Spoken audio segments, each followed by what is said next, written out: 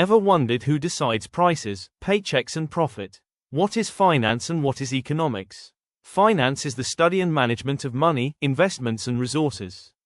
It's about how people, businesses and governments earn, spend, save, borrow and invest money over time, while economics is the study of how people, societies use limited resources to satisfy unlimited wants. It looks at how individuals, businesses and governments make choices about production, distribution and consumption of goods and services. There are two branches of economics, microeconomics and macroeconomics. Microeconomics focuses on individuals and business, prices, supply and demand, markets and consumer behavior, while macroeconomics looks at the whole economy, economic growth, inflation, unemployment and government policies. Career paths in economics include economist, policy analyst, market research analyst, data analyst, development planner or a professor.